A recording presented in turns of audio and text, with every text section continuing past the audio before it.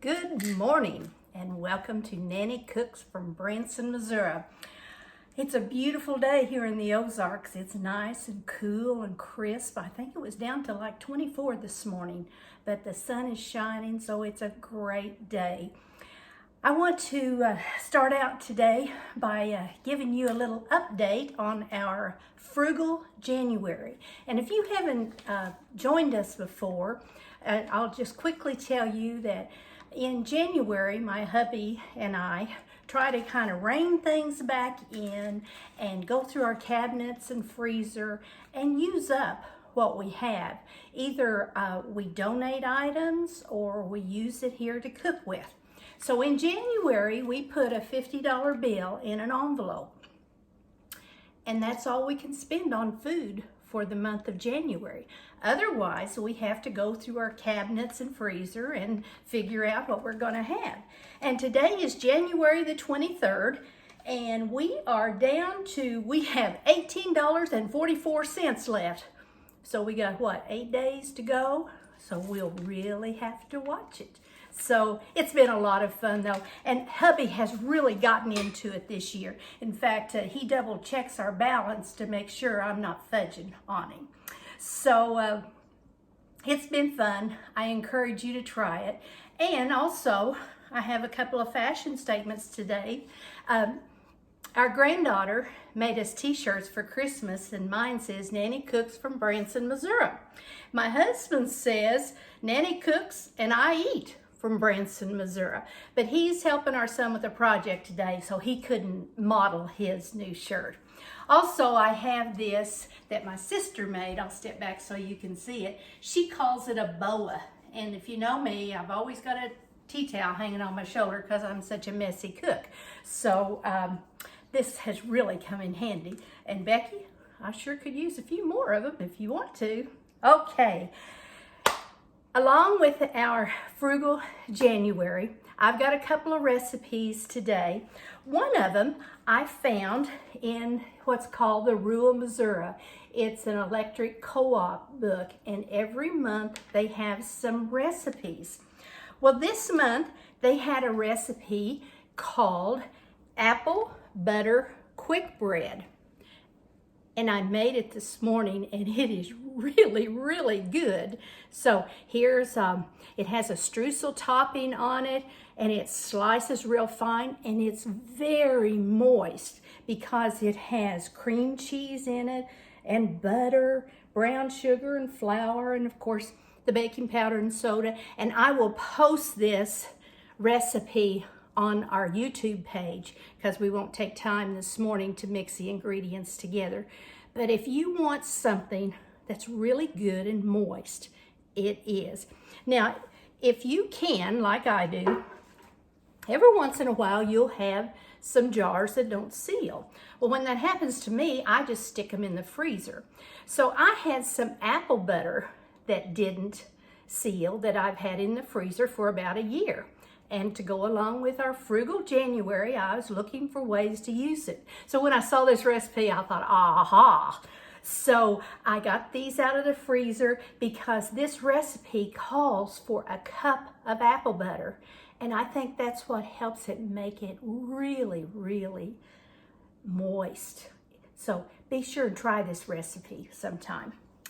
Okay, now for our other recipe today, I have here what I call mammoth meatballs with a sweet and sour sauce on them. And I put it on a plate here with some green beans to kind of give you a visual. But this is really good meatballs. A little bit of the history on this recipe. My husband and I went over to my brother and sister-in-law's house one evening for a get-together, and their friends, who are Joe and Gail Keith, were there, and Gail had brought these meatballs. Now, she made them into small meatballs for like appetizers. I could not stop eating them. They were so good. So I keep some in the freezer all the time. It makes a big batch. So we're going to put a batch of it together today to show you how it is. All righty. I'll get this down here so you can see all the goodies. We start out with 2 pounds of hamburger. And you see I've got my rubber gloves on here because these are the best spoons I've got. We take 2 pounds of hamburger, and to that we add 2 beaten eggs,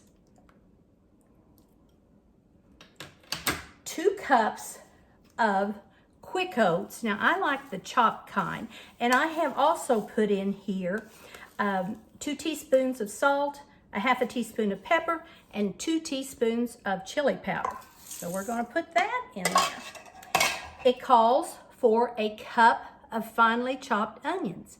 That's right, I said a cup, and you will be glad you used them. It also calls for a small can of evaporated milk, not regular milk, evaporated milk. So we're going to put that in there. So far we have the evaporated milk, the hamburger, eggs, oats, onions, and we have the salt and the pepper and the chili powder in there too. Next thing, I'm going to take my favorite spoons and I'm just going to start squishing all this together. Now, Gail and Joe have been friends of our family for many years. Joe just likes to aggravate everybody, including me. But his wife is the kindest, sweetest, and she was so generous to give me this recipe when I asked for it. Isn't this fun to squish it all up? I love doing this. Okay, like I said, when Gail brought these to the get-together, she made small meatballs because they were used for appetizers and snacks. When I make them for my husband and I make larger ones, and that's why I call the recipe mammoth meatballs. It is also great to make into a meatloaf.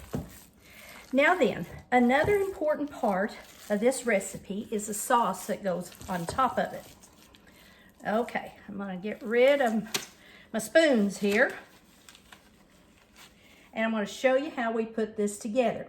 Now, the sauce, it called for 2 cups of ketchup.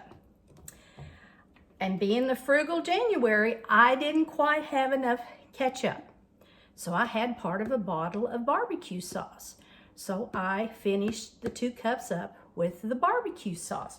So this will be a new experience for us. So I'm anxious to see how this works.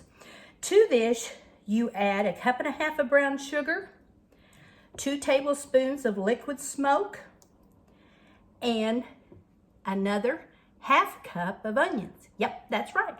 Now, this does not have an overpowering onion flavor. It's just really, really good. Okay, so we have our sauce, we have our meat mixture, and I'm going to make up just a few of them so you can see how we do it.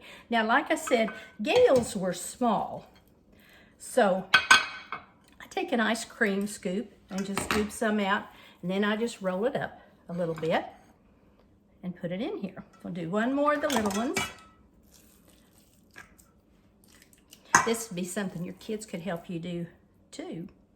Now, this would be the medium size that could use for the main dish, or if you are cooking for men that may be watching the Super Bowl and they don't like those little dinky things, you can make bigger ones. Now, the one I like to use for us is the great big one. That's why I call them mammoth meatballs.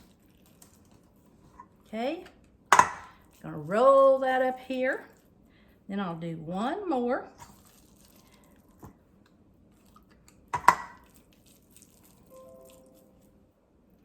Now then, I'm just gonna do enough to show you a little bit. So the next thing you do is you put some of the sauce on it. Now this, you may think this is a lot of sauce, but it makes a lot of meatballs too. So I like to cover them generously. You bake these at 350 degrees for 1 hour, or till they're about at 160 to 165 degrees.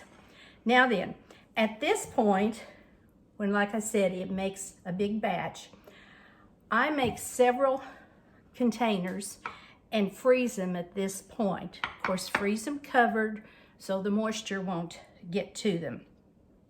And then when you're ready to cook them, you can just take them out of the freezer, let them thaw. It'll take several hours for them to thaw. Put them in the oven uncovered and bake them about an hour too. And you will love them. The kids will love them. It's just a good thing. Thank you, Gail, for sharing your recipe. Alrighty, like I told you last week, we're getting ready to start tax season. I love doing this, but this year is going to be a challenging year. IRS is not even accepting tax returns until February the 12th. Now, you can go ahead and do them if you do them on your own, or you can talk to your tax preparer. You can go ahead and input information, but IRS will not accept them till February the 12th. So there's a lot of new changes in the tax laws this year, and with the stimulus payments are not taxable, but you have to report them on your income tax. And this is the reason for this is to make sure everybody gets what they deserved in the stimulus payments. So if you don't see me for a few weeks, you know that we're staying busy. I volunteer with a VITA tax program, which is an IRS tax program that is free to lower and middle income families.